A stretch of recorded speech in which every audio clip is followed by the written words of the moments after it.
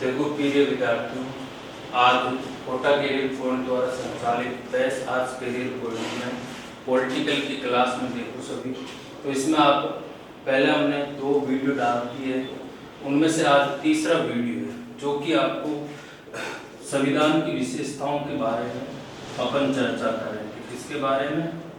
विशेषताओं के बारे में। तो देखो, संविधान की जो विशेषताओं के बारे में हमने पिछले वीडियो में भी चर्चा की थी और इस वीडियो में भी हम आगे की विशेषताओं पर क्या करेंगे? चर्चा करेंगे। तो देखो, सबसे पहले हमने टोटल मैंने बताया था इसकी टोटल 20 विशेषताएं। 20 में से अपन 5 तो पढ़ चुके हैं विस्तार रूप से, जिसमें से सबसे पहले मैंने अलग अलग कंडीशन बताई थी। अब देखो, अपनी जो छठी विशेषता है वो देखना है। देखो छठी विशेषताओं में सबसे पहले तो इसका नाम याद होना चाहिए। तो छठी विशेषता का नाम है मौलिक अधिकार। क्या नाम है? मौलिक अधिकार एवं कर्तव्य। मौलिक अधिकार एवं कर्तव्य, जिसे अपन कहते हैं फंडामेंटल्स राइट्स एंड ड्यूटीज। देखो, अब इस विशेषताओं को अपन को विस्तार रूप से तो हालांकि आगे अध्याय में अलग अलग आएगा, जैसे मौलिक अधिकार का पूरा आपका अगला अध्याय है और इसके साथ कर्तव्य भी उसमें शामिल है। अपन को विशेषताओं में केवल इसका बेसिक नॉलेज आना चाहिए कि भाई मूल अधिकार और कर्तव्य के बारे में सामान्य जानकारी क्या है। तो देखो, सबसे पहले अपन याद करते हैं मौलिक अधिकार। देखो, मौलिक अधिकार में किन किन प्रस्तुतियों को याद रखना है, तो ये चीज सबसे इम्पोर्टेंट है और इसको आपको ध्यान भी रखना है कि जो मौलिक अधिकारों का जो सेक्टर है हमारे संविधान के अंदर वो आपको दिया गया है। संविधान में मौलिक अधिकार अनुच्छेद 12 से 35 तक है। कहां तक है? 35 तक। कहने का मतलब है कि जो संविधान में कुल जो अनुच्छेद मैंने बताए थे 395, उसमें से जो अनुच्छेद नंबर 12 से 35 तक है वो किसका उल्लेख है? हमारे मौलिक अधिकारों का। किसका उल्लेख है? मौलिक अधिकारों का। अब देखो, इसमें 12 से 35 तक है। अब इसके बाद में आपको ध्यान रखना है विशेष तौर से कि जो संविधान में मौलिक अधिकार दिए गए हैं वो कौन से भाग में। तो भाग को हमेशा आप याद रखना, 3 नंबर भाग। कौन सा भाग है? 3 नंबर। अब देखो, पहले प्रारंभ की बात करें अपन तो हमेशा ध्यान रखना, प्रारंभ में मौलिक अधिकार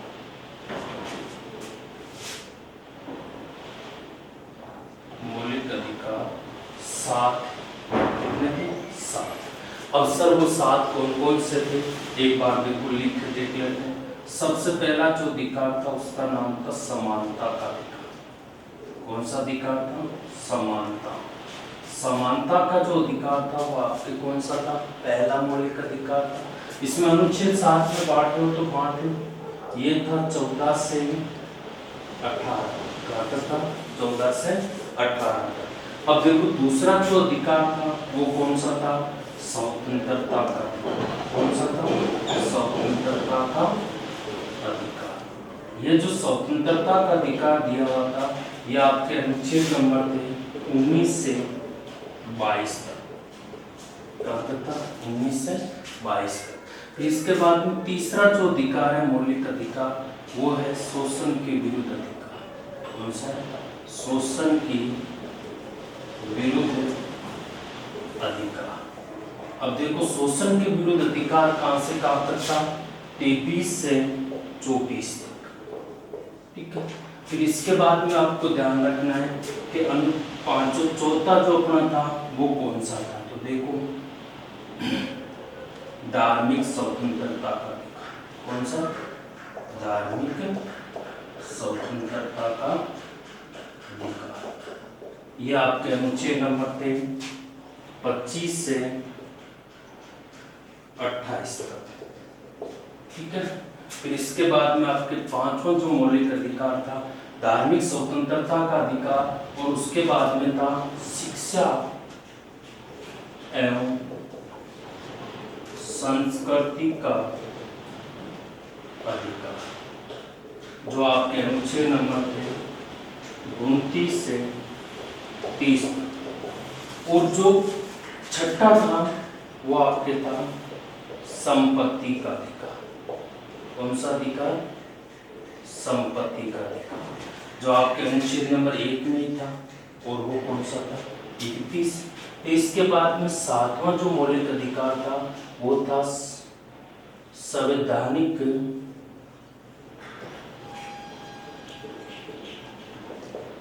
उपचारों का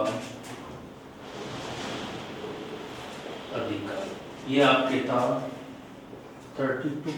मतलब कहने का है कि ये जो 7 अधिकार थे ये हमारे मूल संविधान में थे। किसमें थे? मूल संविधान में। तो देखो, मौलिक अधिकारों का हमें बेसिक नॉलेज लेना है। सबसे पहले इनकी संख्या याद होनी चाहिए और किस प्रकार से होनी चाहिए आपको डिटेल से आना चाहिए। सबसे पहले संविधान में मौलिक अधिकार अनुच्छेद नंबर 12 से 35 तक है और भाग नंबर कौन से? 3 है। ठीक है। फिर इसके बाद में प्रारंभ में मौलिक अधिकार कितने थे? 7। प्रारंभ का मतलब है जब हमारे देश का संविधान बना था तो उस समय मौलिक अधिकार कितने थे? 7 थे। 7 में से सबसे पहले इनका नाम याद कर लो। सबसे पहले समानता का अधिकार, अनुच्छेद नंबर कहाँ से स्टार्ट है? 14 से 18 कंप्लीट है। फिर इसके बाद में देखो, क्रम से याद रखोगे तो अनुच्छेद भी आपको क्रम से याद रह जाएगा। तो देखो अगला स्वतंत्रता का अधिकार, ये कहां से कहां तक था? 19 से 22 तक। ठीक है। फिर इसके बाद में शोषण के विरुद्ध अधिकार था, ये आपके 23 से लेकर कहां तक है? 24 तक है। धार्मिक स्वतंत्रता का अधिकार है आपके 25 से लेकर 28 तक। शिक्षा एवं संस्कृति का अधिकार है वो आपके क्या है? 29 से 30 तक है। फिर इसके बाद में संपत्ति का अधिकार जो आज वर्तमान में नहीं है। ठीक है, ये आगे बताएंगे इसके बारे में। संवैधानिक उपचारों का जो अधिकार वो किस अनुच्छेद में? 32। अब दिमाग में एक क्वेश्चन आया होगा आपके कि सर आपने तो बताया कि जो मौलिक अधिकार है वो 12 से 35 तक है। तो देखो एक बार, सबसे पहले अपन 12 की बात कर लेते हैं और 13 बचा कौन सा? फिर एक है आपके कौन सा? 33, 34 और 35। हालांकि ये अपनी बुक में नहीं दिया मैंने एनसीईआरटी में, लेकिन एक बार समझ लेते हैं इनको। तो अनुच्छेद नंबर 12 है, ये हमेशा के राज्य और जो सेंट्रल केंद्र है उनको समान मतलब रूप से परिभाषित करता है, क्योंकि मौलिक अधिकार एक ऐसा भाग है जिसमें सेंट्रल गवर्नमेंट और राज्य गवर्नमेंट को बराबर अधिकार प्राप्त है। जिस प्रकार अपन कह सकते हैं सर्वोच्च न्यायालय समान अधिकार देता है, उसी प्रकार राज्य का जो हाई कोर्ट है वो भी समान अधिकार लेता है। ठीक है। फिर इसके बाद में जो 13वां था, ये एक प्रकार से न्यायिक पुनरावलोकन के बारे में बताता है, जिसमें विधि निर्माण की प्रक्रिया लागू की जाती है। ठीक है। फिर इसके बाद में 33 के अंदर आता है सैनिक, जितने भी सैनिक है, जैसे अर्धसैनिक बल है, दिल्ली पुलिस है, मतलब जितनी भी अपन सेंट्रल गवर्नमेंट जितने जैसे अपन आर्मी के, नेवी के, उनके जो अधिकार होते हैं वो किसमें दिए गए? 33 में। क्योंकि इसके अंदर एक ध्यान रखना कि जितने भी सैनिक होते हैं, हालांकि इनको अधिकारों को अपन मतलब रोक नहीं सकते, लेकिन उसके तहत कुछ सैनिक अधिकारों को सीमित किया जा सकता है, क्योंकि वो लॉ एंड ऑर्डर में होते हैं, मतलब वो सरकार के होते हैं, तो उनको एक अलग परिभाषित किया गया है। 34 के अंदर कुछ खास नहीं, इसमें मार्शल लॉ है। हमारे देश में अभी तक इसका प्रयोग नहीं हुआ है। मार्शल लॉ को कहते हैं सैनिक शासन। क्या कहा जाता है? सैनिक शासन कहा जाता है, जिसमें पूरी की पूरी जो शासन व्यवस्था है वो किसके द्वारा चलाई जाती है? सेना के द्वारा। ठीक है। फिर 35 में क्या बताया गया? तो देखो, अनुच्छेद नंबर 35 ये कहता है कि हमारा जो संसद है, कौन सी संसद, वो अपनी परिस्थितियों के अकॉर्डिंग आप इस मौलिक अधिकारों में कुछ मौलिक अधिकार जोड़ सकती है और कुछ मौलिक अधिकार हटा सकती है। तो हटाने का भाव हमारे पास में आ चुका है, कौन से में? 35 में आ चुका है। तो इस प्रकार से अपन समझ सकते हैं। तो आगे की कंडीशन में बताऊं तो इसमें मौलिक अधिकारों का अगला जो स्टेप आता है वो क्या आता है कि इसी मौलिक अधिकारों की जो वर्तमान संख्या है, क्या बेटे? वर्तमान संख्या वो कितनी है? 6। क्यों सर आपने तो 7 लिखा है? तो मैंने आपको ये क्रॉस किया है कि संपत्ति के अधिकार को क्या कर दिया गया है? हटा दिया गया है। तो हटाने के लिए हमारे संविधान के अंदर क्या हुआ है, संशोधन। सबसे इंपॉर्टेंट चीज है, ध्यान रखना इसको, बहुत ही इंपॉर्टेंट है, छोटा क्वेश्चन भी आ सकता है। तो देखो 6 है तो इसका मतलब है, याद रखना 44वें संविधान संशोधन 1978 के तहत, किसके तहत, 1978 के तहत जो संपत्ति का अधिकार था, कौन सा अधिकार था, संपत्ति का अधिकार, उसको यहां से हटाकर अनुच्छेद नंबर 300 के में डालकर और इससे कौन सा अधिकार बना दिया है, कानूनी अधिकार। क्या बना दिया गया है, कानूनी अधिकार।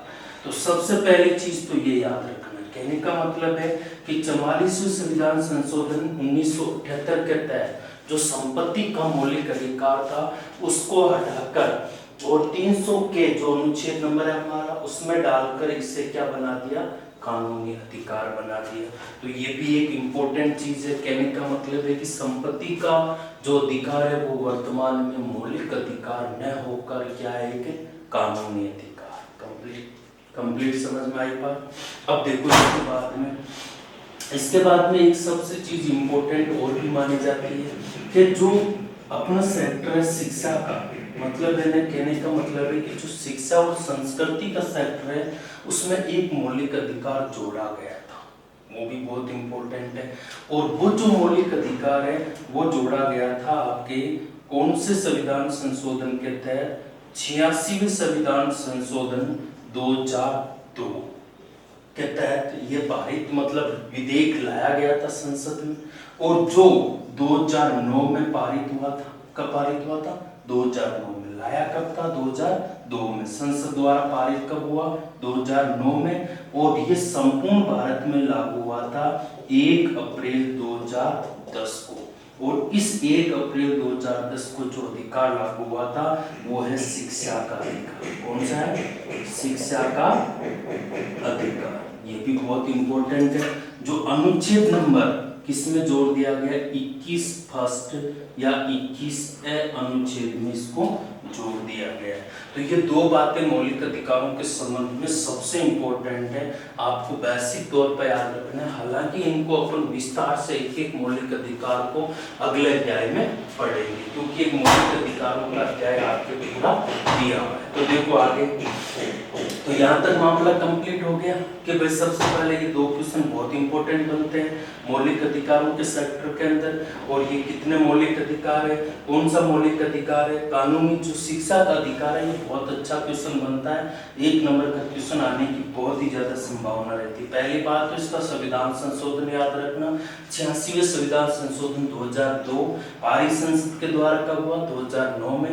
ये पूरा लागू कब हुआ था, 1 अप्रैल 2010 से हमारे देश के अंदर, क्योंकि लेटेस्ट है तो ये चीज पूछी जा सकती है, जिसका नाम है शिक्षा का अधिकार। इसमें क्या होता है कि 6 से 14 वर्ष के जितने भी बच्चे हैं उनको अपनी प्राथमिक जो शिक्षा है वो हर राज्य के द्वारा निःशुल्क प्रदान की जाएगी। कहने का मतलब है कि प्रत्येक एक बच्चे जिसकी आयु कितनी है, 6 से 14 वर्ष के बीच में, वो अपनी प्राथमिक शिक्षा प्राप्त करने का उसका क्या है, अधिकार है। तो ये इतनी सी बातें आपके समझ में आई। तो अब देखो ये अपना केवल किसके बारे में हमने बात की है, फंडामेंटल राइट्स के बारे में। तो इतना तक एक बार नोट कर लो और फिर देखो आगे की कंडीशन। स्क्रीनशॉट ले लो या तो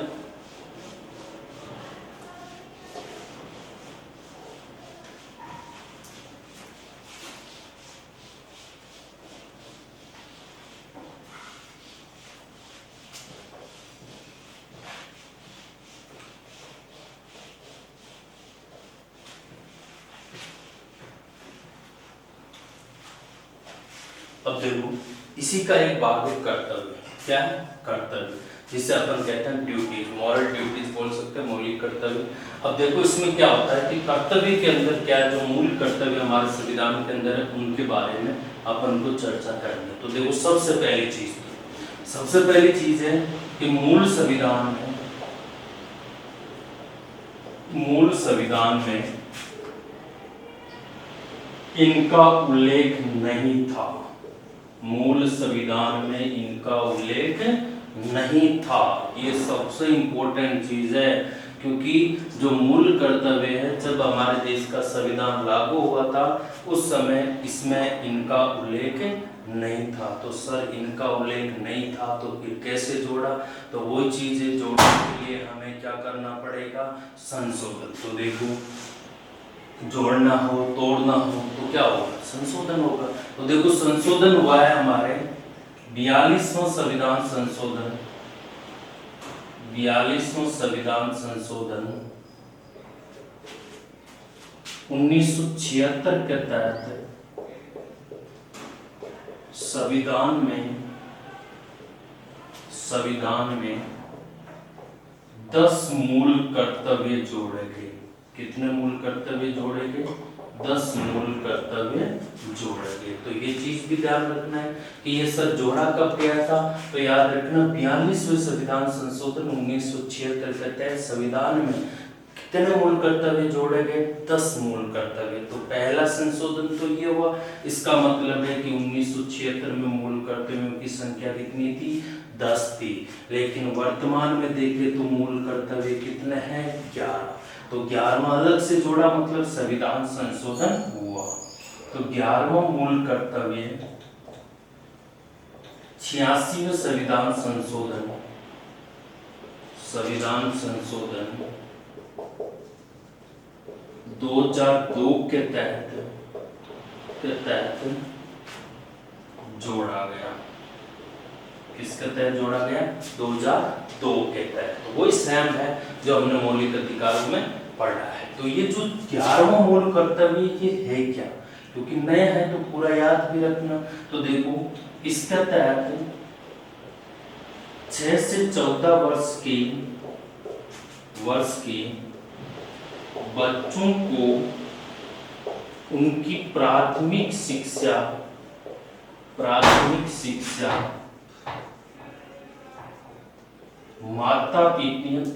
शिक्षा देना प्रत्येक माता पिता का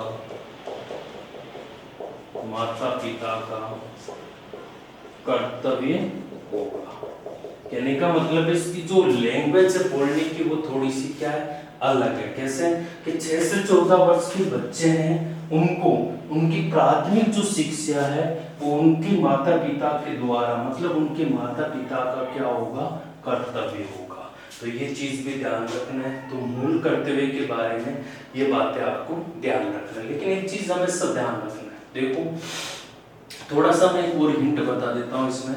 देखो मूल कर्तव्य होते हैं ना, मूल कर्तव्य एवाद योग्य होता है, एवाद योग्य होता है।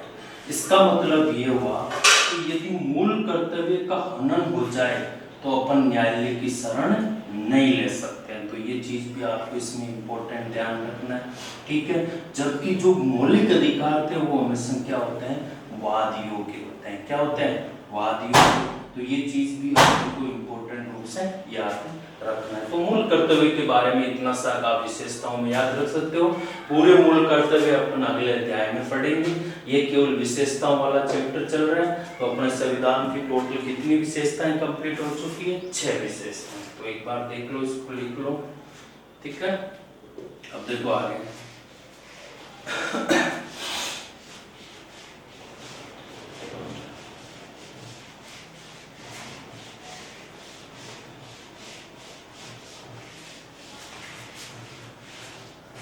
अगली जो 7वीं विशेषता है वो देखो,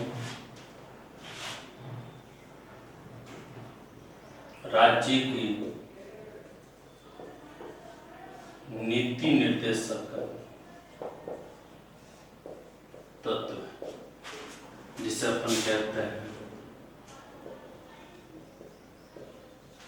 directive, principles of state policy. तो देखो अब इसमें अपन को ध्यान क्या रखना है कि सर ये जो राज्य के नीति निर्देशक तत्व है ये भी हमारे संविधान की क्या मानी जाती है? कि विशेषता मानी जाती है। तो देखो ये किस प्रकार से विशेषता? सबसे पहली चीज तो ये याद रखना है। तो हमारे जो राज्य के नीति निर्देशक तत्व हैं, ये हमारे संविधान के अंदर अपन कह सकते हैं कि संविधान के जो अनुच्छेद है, संविधान में अनुच्छेद 36 से 51 तक इनका उल्लेख है, इनका उल्लेख है, जो भाग 4 में, किसमें? भाग 4 में। तो पहली चीज तो ये याद रखना है कि संविधान में अनुच्छेद 36 से 51 तक इनका क्या है? उल्लेख है। 35 तक तो हमने मौलिक अधिकार पढ़े थे और 36 से 51 तक इनका उल्लेख है राज्य के नीति निर्देशक तत्वों का, और ये भाग नंबर कौन से में? 4 में। अगला देखो, इनको जो ग्रहण किया गया है, कहां से लिया गया है, ये भी ध्यान रखना, आयरलैंड के संविधान से। कहां से? आयरलैंड के संविधान से। अब देखो, इनका विस्तृत रूप होना चाहिए, जैसे ये किस प्रकार से, तो देखो इसमें एक आगे भी चीज याद रखना है, इनका मुख्य उद्देश्य, इनका मुख्य उद्देश्य लोक कल्याणकारी राज्य की स्थापना करना है। तो ये बहुत इंपॉर्टेंट है कि भाई जो नीति निर्देशक तत्व है, इनका जो मुख्य उद्देश्य है वो क्या है कि लोक कल्याणकारी राज्य की क्या करना है? स्थापना करना है। अब सर ये होते क्या है? विशेष तौर से ये ध्यान रखना है कि राज्य की नीति निर्देशक तत्व होते क्या है। तो देखो, इनका प्रमुख कार्य, इनका प्रमुख कार्य आने वाली सरकारों का पथ प्रदर्शित करना है। क्या करना है? पथ प्रदर्शक। पथ प्रदर्शक का मतलब है रास्ता दिखाना। क्या दिखाना? रास्ता दिखाना। जैसे इसके बारे में कहा भी जाता है कि जो राज्य के नीति निर्देशक तत्व है वो हमारे देश में अपनाए, जबकि अधिकांश देशों में इनका उल्लेख नहीं है। ये क्यों अपनाया गया है? क्योंकि सरकारों है उनका क्या करना है? पथ प्रदर्शक करना है। पथ प्रदर्शक का मतलब है आगे का क्या दिखाना? रास्ता दिखाना। अब देखो, पथ प्रदर्शक में एक चीज और भी आती है कि ये क्या कहते हैं कि इसके बारे में कहा जाता है कि जो नीति, जो सरकार जैसे कभी कांग्रेस आती है तो कभी बीजेपी आती है, तो इसका कारण क्या होता है? ये कारण होता है कि जो सरकार इन नीति निर्देशक तत्वों की पालना नहीं करेगी तो आने वाले जो चुनाव होते हैं उनमें उनका पतन क्या है? निश्चित है। ये ऐसे सेक्टर होते हैं जो सरकार को विकास के कार्यों में आगे बढ़ने के लिए हमेशा क्या करते हैं? प्रेरित करते रहते हैं और उनको बताते हैं कि आपको ऐसा करना चाहिए, ताकि आपके जो आने वाली सरकार है वो आपकी आ सके। और जो इनकी पालना नहीं करेगा तो वो सरकार में अपने मतलब बेकी अपना सेक्टर किया ना गुप्त हो जाएगा, उसमें मिट जाएगा उनका सेक्टर। जैसे कांग्रेस सरकार सालों तक राज किया था, उन्होंने आगे जाकर इनका पालन नहीं किया और इनको सही ढंग से लागू नहीं कर सकी, तो आज हमारे देश में कौन सी पार्टी आ रही है? बीजेपी। और यदि बीजेपी भी इनका पालन नहीं करेगी तो वही चीजें आने वाले समय में जनता क्या करेगी? इनको वोटिंग प्रणाली कहते हैं नीचे गिरा देगी।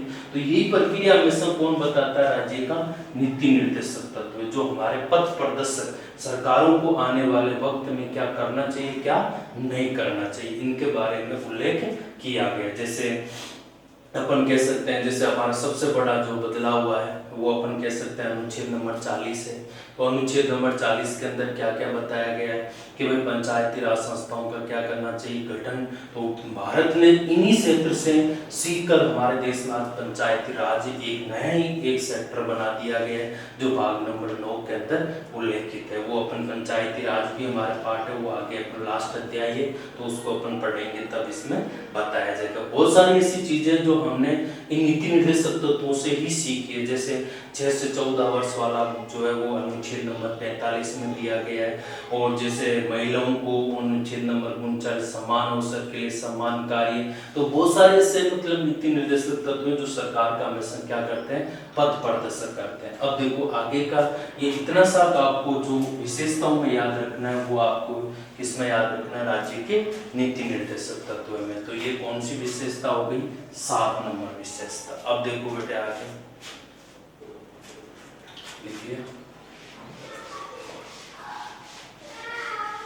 अब अगली विशेषता है वो आपके 8 नंबर। कौन सी विशेषता?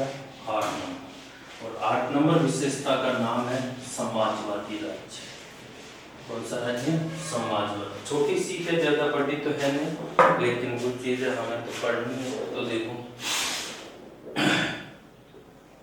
8 नंबर विशेषता है समाजवादी राज्य, जिससे अपन कह सकते हैं सोशलाइज्ड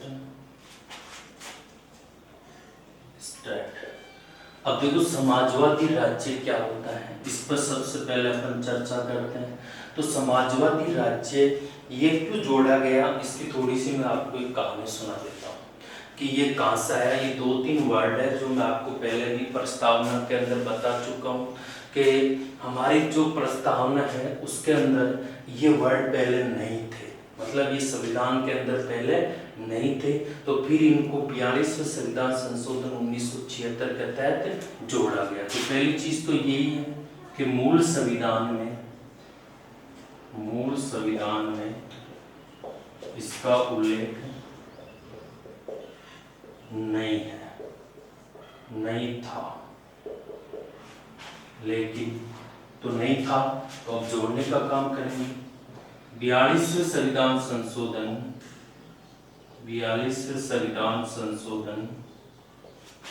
1976 के तहत समाजवादी को प्रस्तावना में जोड़ा गया। किसमें जोड़ा गया? प्रस्तावना में जोड़ा गया। तो ये भी चीज याद रखनी है कि जो 42वें संविधान संशोधन 1976 के तहत समाजवादी को मतलब किसमें जोड़ा गया? प्रस्तावना में जोड़ा गया। इसका मतलब है इसका पहले उल्लेख नहीं था। वैसे प्रस्तावना अपन अगला इससे विशेषताओं से जस्ट अगला टॉपिक प्रस्तावना है, जिसकी अपन विशिष्ट यानी जो कंप्लीटली जो अपन चर्चा इस पर की जाएगी। ठीक है, अब देखो आगे। अभी समाजवादी राज्य के अंदर अगली ऐसी क्या स्थिति है, सर इसकी मुख्य विशेषता क्या है, वो चीज अपन को ध्यान रखना। तो देखो भारतीय संविधान को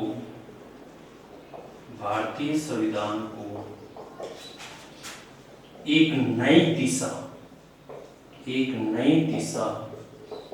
प्रदान करने के लिए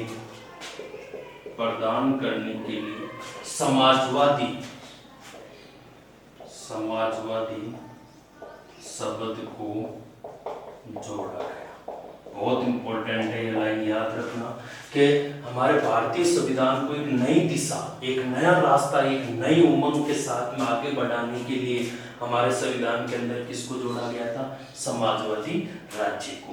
इसका मतलब क्या होता है? वैसे अपन कह सकते हैं कि भाई जाति, लिंग, वर्ण, धर्म आदि के आधार पर किसी भी प्रकार का किसी भी व्यक्ति के साथ कोई भेदभाव नहीं किया जाएगा। यही हमारे देश के अंदर क्या कहलाता है? समाजवादी कहलाता है। क्या कहलाता है? समाजवादी। तो एक छोटी सी विशेषता है जिसे अपन कहते हैं समाजवादी राज्य, जो हमारी कौन सी विशेषता है? 8वीं विशेषता है। तो शायद समझ में आए कि एक बार वापस देख लो। समाजवादी राज्य, सोशलाइज्ड स्टेट, इसे मूल संविधान में इसका उल्लेख नहीं था तो संशोधन करना पड़ेगा। 42वें संविधान संशोधन 1976 के तहत समाजवादी को प्रस्तावना में जोड़ा गया और भारतीय संविधान को एक नई दिशा प्रदान करने के लिए समाजवादी शब्द को जोड़ा गया। ये नई दिशा है ना, ये सबसे इम्पोर्टेंट है, तो इसको आपको विशेष तौर से ध्यान रखना। अब सर इसका अर्थ क्या होता है? वही होता है कि जाति, लिंग, वर्ण, धर्म आदि के आधार पर समाज में किसी भी व्यक्ति के प्रति कोई भेदभाव न करना, वही क्या कहलाएगा? समाजवादी कहलाएगा। ठीक है, अब इसके बाद में ये विशेषता कौन सी होगी बेटे? 8वीं विशेषता। अब देखो, अब छोटी ज्यादा बड़ी नहीं, बड़ी और भी आएगी, लेकिन ये छोटी छोटी विशेषताएं बहुत याद रखना है। कई बार छोटे क्वेश्चन बन जाते हैं इनसे, और बड़े क्वेश्चन तो आपको विशेषताओं में कर सकते हो। अब अगला देखो,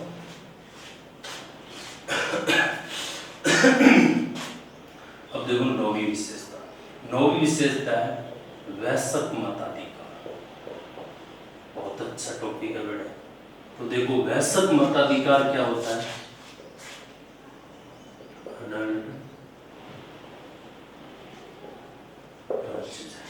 अब देखो, अब इसमें वयस्क मताधिकार है, ये प्रक्रिया भी आपको विशेष तौर से याद रखना। स्वर्गीय होता क्या है? वयस्क, इसका अर्थ देखो सबसे पहले, मतलब वो व्यक्ति जिसकी आयु कितनी वर्ष हो चुकी हो, 18 वर्ष। कितनी हो चुकी हो? 18 वर्ष। वो वयस्क क्या कहलाएगा? वयस्क कहलाएगा। ठीक है। अब देखो 18 वर्ष में पहले क्या स्थिति थी, तो देखो ध्यान रखना इस चीज का कि प्रारंभ में वयस्क की आयु 21 वर्ष थी। कितनी वर्ष थी? 21 वर्ष थी, जिसको 61वें संविधान संशोधन, क्योंकि संशोधन होगा, ठीक है, 61वें संविधान संशोधन 1986 के तहत जो मतदाता है, क्योंकि मतदाता की आयु 18 वर्ष से घटाकर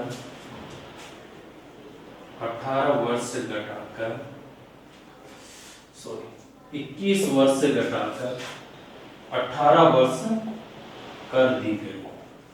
मतलब कहने का ये हुआ कि आज जो व्यक्ति वयस्क है वो कौन कहलाएगा? जिसकी आयु कितनी वर्ष है? 18 वर्ष। लेकिन जो प्रारंभ में जो इसकी आयु थी वो कितनी थी? 21 वर्ष। और इस 21 वर्ष से घटाकर और 61वें संविधान संशोधन के तहत कितने वर्ष कर दिए? 18 वर्ष। मतलब कोई भी व्यक्ति जो 18 वर्ष का है वो अपने मत का प्रयोग कर सकता है। ठीक है। तो 18 वर्ष की आयु में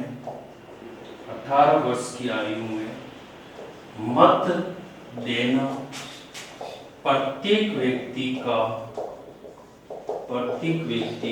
एक राजनीतिक अधिकार है। कौन सा अधिकार है? राजनीतिक अधिकार है। तो ये भी चीज अपन को ध्यान रखना है। तो ये इतनी सी बात आपको किसमें याद रखना है? वयस्क मताधिकार। तो याद रह जाएगी, छोटा सा पॉइंट है, इतना सा याद रखना है कि प्रारंभ में जो वयस्क की आयु थी वो कितनी थी? 21 थी, जिसको घटाकर 61वें संविधान संशोधन 1985 के तहत इसकी आयु कितनी कर दी गई? 18 वर्ष। मतलब जिसकी आयु 18 वर्ष है उसे मत देने का अधिकार है, और 18 वर्ष की आयु वाले को मत देना उसका कौन सा अधिकार कहलाता है? राजनीतिक अधिकार कहलाता है। ठीक है। तो ये वयस्क मताधिकार के बारे में याद रखना है। अब देखो अगला पॉइंट है आपके,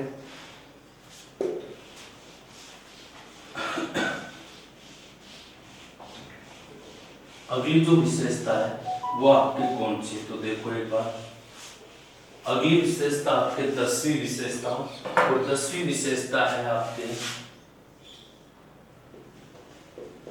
पंथ निरपेक्ष राज्य, सेक्युलर स्टेट।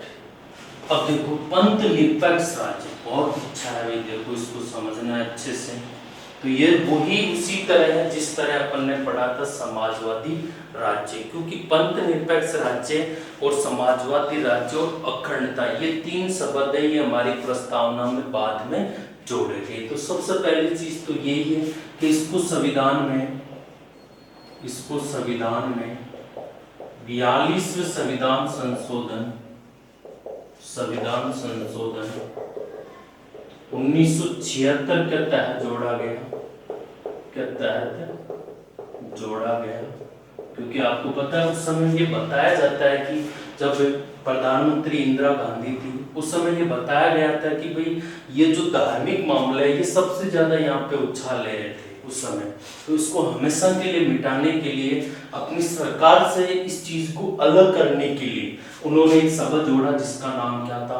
पंथ निरपेक्ष राज्य। क्या नाम था? पंथ निरपेक्ष। अब देखो इस पंथ निरपेक्ष राज्य में सबसे पहली चीज याद रखना है कि इसके अनुसार देश का न तो कोई धर्म है और न ही कोई संप्रदाय। कहने का मतलब है कि देश का न तो कोई स्पेशल धर्म है और न कोई संप्रदाय है, मतलब बिल्कुल अलग हटकर कह दिया कि भाई हमारे देश का न तो कोई धर्म है न कोई संप्रदाय है, जबकि भारत का संविधान सभी धर्मों एवं संप्रदायों के प्रति अपना आदर भाव प्रकट करता है। तो मेन अर्थ ये है पंथ निरपेक्ष का, कि पंथ निरपेक्ष का जो मुख्य अर्थ ये होता है कि इसके अनुसार देश का न तो कोई धर्म है और न ही कोई संप्रदाय है, जबकि भारत का संविधान सभी धर्मों एवं संप्रदायों के प्रति अपना आदर भाव प्रकट करता है। ये किस शब्द का अर्थ है? पंथ निरपेक्ष का। मतलब कहने का ये हुआ कि पंथ निरपेक्ष, पंथ को अपन संप्रदाय निरपेक्ष का मतलब नहीं, तो न तो कोई धर्म है न कोई संप्रदाय है, सभी धर्म चाहे कोई सा भी, हिंदू मुसलमान या ईसाई क्रिश्चियंस, ये सब धर्म है ना जो हमारे लिए भारत के संविधान के लिए सम्मान है। इसमें कोई भेद नहीं कि हम हिंदू धर्म को प्राथमिकता दे रहे हैं, हम मुसलमान धर्म को प्राथमिकता दे रहे हैं, क्योंकि ऐसा हमारा संविधान है तो कभी करेगा और नहीं कभी किया है। तो ये चीज हमेशा ध्यान रखना, क्योंकि हमारी प्रस्तावना के अंदर कौन सा शब्द जुड़ा हुआ है? पंथ निरपेक्ष शब्द जुड़ा हुआ है। कौन सा जुड़ा हुआ है?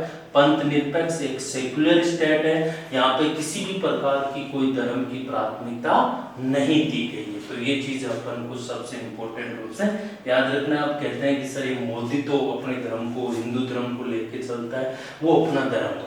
क्या होता है? अपना धर्म। भाई अपने परिवार को तो अपन ही लेके चलते हैं, तो ये भी अपने परिवार को लेके चल रहे हैं। इसमें कोई मतलब मेरा कहने का है कि कोई इसमें अलग से अपन विच्छेद नहीं कर सकते हैं कि भाई ये कोई अलग धर्म को प्राथमिकता दे रहे हैं, ऐसा नहीं है। ठीक है, तो ये ध्यान इसमें विशेष तौर से याद रखना है पंथ निरपेक्षता के संबंध में। अब इसके संबंध में वेंकटरमन था, उसने भी कहा था कि भारतीय संविधान है वो न तो धर्म विरोधी है और न ही धर्म के पक्ष में, जबकि ये सब है वो धर्म के पक्ष में क्या है? तटस्थ है। क्या है? तटस्थ। यानी इसमें कहने का मतलब है कि इनके लिए कोई धर्म है वो सब क्या होगा? सम्मान होगा। तो यही क्या कहलाएगा बेटे? पंथ निरपेक्ष। तो समझ में आया होगा कि पंथ निरपेक्ष क्या होता है, ये भी अपन को विशेष तौर से याद रखना। अब देखो अगली विशेषता में देख लेते हैं।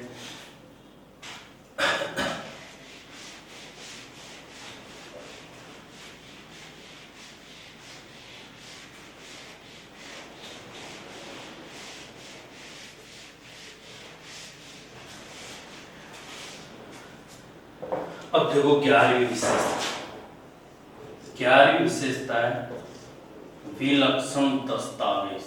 बहुत अच्छी बातें आ रही है बेटा, ध्यान रखने संविधान के बारे में, जो आपको लगभग आगे जब भी कोई कंपटीशन दोगे तो ये चीजें आपको कोचिंगों में नहीं पढ़ाई जाती है, और इनको विशेष तौर से यहाँ पे आप यदि क्लियर कर लोगे तो शायद है कि आप इन चीजों को ये एग्जाम में भी बहुत बार पूछी जाती है। तो इसलिए इस पॉलिटिकल को उस जरिए से पढ़ो ताकि अपने भविष्य में भी ये चीज हमारे काम आए। तो देखो विलक्षण दस्तावेज, जिससे अपन कह सकते हैं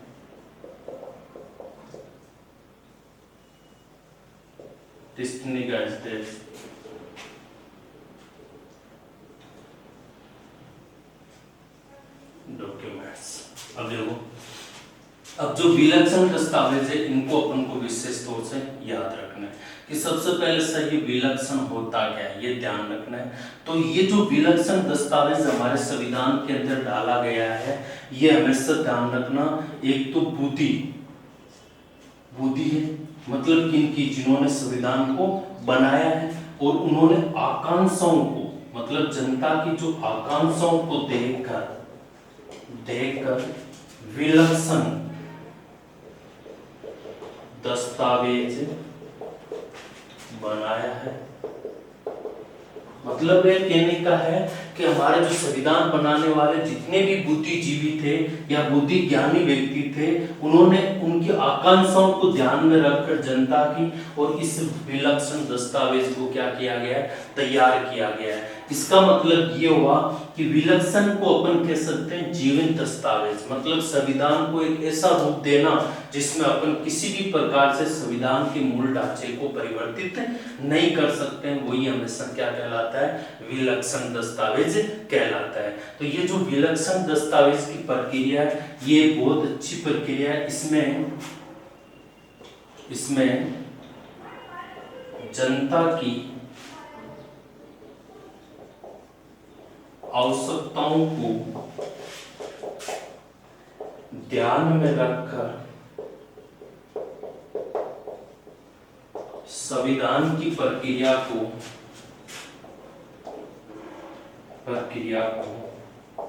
आगे बढ़ाया है।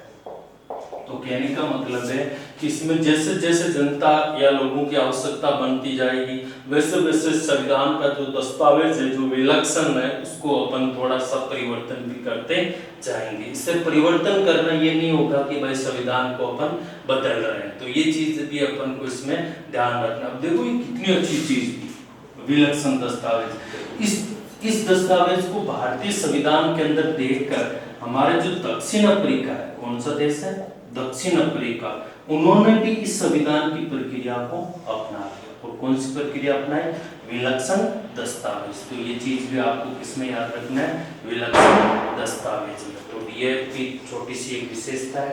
देखो छोटी छोटी आई आज बहुत सारी, जैसे हमने पढ़ी थी सबसे पहले कौन सी छोटी, राज्य के नीति निर्देशक थे, छोटे से थे, ज्यादा विशेषताएं नहीं थी। फिर उसके बाद में समाजवादी राज्य, वयस्क मताधिकार, पंथ निरपेक्षता और अगला टॉपिक आया विलक्षण दस्तावेज। अब देखो आगे का टॉपिक है अपना, एक और करवा देते हैं, 12 करवा देते हैं टोटल, फिर आप देखेंगे अगले वीडियो में और करवा देंगे।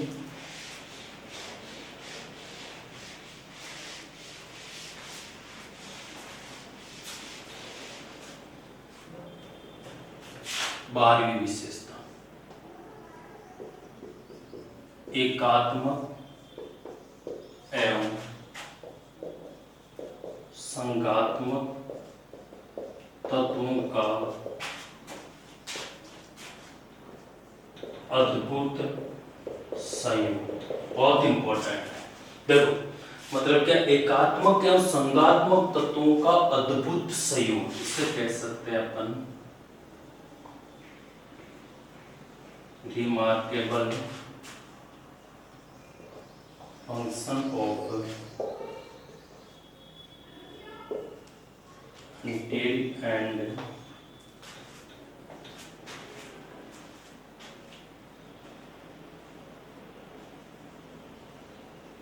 heteral elements। अब देखो इस विशेषता को अच्छे से पढ़ना है, एकात्मक एवं संघात्मक तत्वों का अद्भुत संयोग, मतलब रिमार्केबल फंक्शन ऑफ एंटायरी एंड फेडरल मतलब एलिमेंट्स। इनको अपन को एक तरह से ये बहुत ही अच्छा टॉपिक है। ये हमारे देश के संविधान की एक मतलब महत्वपूर्ण विशेषताओं में भी इसको गिना जा सकता है, क्योंकि इसमें अपन को देखने को मिलेगा कि जो हमारी सरकार है कौन कौन सी, एक तो केंद्र सरकार है और एक प्लस में कौन सी है, राज्य सरकार। इनका जो सहयोग है वो इसमें बताया गया है। तो देखो थोड़ा सा अपन डिटेल से समझ लेते हैं इनको। तो एकात्मक एवं संघात्मक जो तत्व हैं उनका उल्लेख संविधान का जो पहला अनुच्छेद है, जो संविधान का एक अनुच्छेद है, इसमें बताया गया है कि हमारे देश का संविधान है, मतलब हमारे देश के अंदर कौन सी प्रणाली है, संघात्मक प्रणाली। संविधान के अंदर कौन सी प्रणाली अपनाई गई है, संघात्मक प्रणाली, जिसके तहत संविधान के पहले अनुच्छेद में हमारे देश में संघ के स्थान पर यूनियन मतलब यूनियन ऑफ स्टेट का प्रयोग किया गया है, स्टेट का प्रयोग किया गया है। तो ये चीज भी ध्यान रखना है। तो कहने का मतलब ये है कि हमारे जो अनुच्छेद नंबर 1 है उसमें बताया गया है कि हमारे देश में कौन सी प्रणाली है, संघात्मक प्रणाली, जिसे अपन कहते हैं यूनियन ऑफ स्टेट। मतलब कहने का ये है कि राज्यों का संघ, क्या बताया गया है, राज्यों का संघ बताया गया है। तो ये बात तो पहले अनुच्छेद में। तो सर फिर इनमें जो एकात्मक है और संघात्मक है, क्योंकि अपन देखते हैं कि अदर जैसे अमेरिका में चले जाए तो अमेरिका का संविधान है ना वो अलग अलग है, कैसे कि सेंट्रल का संविधान अलग है, राज्य का संविधान क्या है, अलग है या नहीं? तो वो कौन से देश में? अमेरिका में। उनके अमेरिका का झंडा अलग है, जितने भी राज्य उनके झंडे भी क्या है, अलग अलग है। जबकि क्या इंडिया में ऐसा है? नहीं है। इंडिया में हमने केवल एक ही झंडा देखा। इसका मतलब है कि हमारे देश के अंदर सबसे ज्यादा शक्तिशाली किसको बनाया गया है? केंद्र को। किसको बनाया गया है? केंद्र को। लेकिन केंद्र को शक्तिशाली बनाने के साथ में इसको राज्य के साथ जोड़ा भी गया है। तो इसी कारण से हमारे देश में किस क्या कहा जाता है? संघात्मक है। मतलब ये राज्यों का संघ है, यूनियन ऑफ स्टेट है। तो इसको अपन को विशेष तौर से याद रखना है। अब देखो आगे की कंडीशन इसमें कैसे बनती है। तो देखो सबसे पहले जैसे सेंट्रल गवर्नमेंट के पास में कौन कौन सी चीज है, वो चीज हमेशा ध्यान रखना है। जैसे राष्ट्रपति की आपातकालीन शक्तियां, आपातकालीन शक्ति ये हमारे देश में किसकी ओर प्रदर्शित कर रही है? एकात्मक की। किसकी ओर कर रही है? एकात्मक की। अब इसके साथ में अपन कह सकते हैं जैसे सम सूची है, समवर्ती सूची है, इस पर अधिकार जो कानून बनाने की शक्ति है वो किसके पास है? केंद्र के पास। तो ये क्या हो गया? एकात्मक है। जैसे अपन कह सकते हैं एकल नागरिकता, कौन सी है? एकल नागरिकता। ये भी हमारे संविधान में किस लक्षण को प्रदर्शित करती है? एकात्मक। क्योंकि इनके अंदर राज्य कोई फैसले नहीं लेता, सीधा कौन लेता? सेंट्रल गवर्नमेंट लेती है। तो ये चीजें थोड़ी सी कुछ चीजें हैं जिनमें अपन कह सकते हैं कि हमारे इस सेंट्रल को ज्यादा प्राथमिकता दी गई है, और जबकि राज्य सरकारों को भी दी गई है, लेकिन इसकी किसके अंडर में दी गई है? केंद्र सरकार में। पहले जम्मू कश्मीर का मसला अलग था, लेकिन आजकल वो भी क्या हो गया? फेल हो गया। ठीक है, क्योंकि उसको भी एक हटाकर वो भी हमारे देश के 2 केंद्र शासित प्रदेश बन गए। एक तो जम्मू कश्मीर, एक कौन सा बन गया? लद्दाख बन गया। तो अब तो कोई दिक्कत वाली बात नहीं है कि सर उसको छोड़ के पहले तो ऐसे पढ़ते थे कि जम्मू कश्मीर को छोड़कर ऐसा करना चाहिए। अब ऐसा नहीं है। अब हमें एक ही झंडा रहेगा, पूरे देश में रहेगा। पहले जम्मू कश्मीर का झंडा भी अलग था, जो कि अमेरिका के संविधान को हमें प्रदर्शित करता था, लेकिन अब नहीं करेगा। अब एक ही झंडा हो गया, क्योंकि धारा 370 को अभी आपको पता है कि जो हमारे गृह मंत्री हैं अमित शाह ने उनको पूर्ण रूप से क्या कर दिया गया? समाप्त कर दिया गया। तो ये चीजें अपन को विशेष तौर से याद रखना है। तो आज ही है जो अगले वीडियो में करवा देंगे। फिर इसके बाद में अपना टॉपिक रहेगा प्रस्तावना। कौन सा रहेगा? प्रस्तावना। जय हिंद, जय भारत।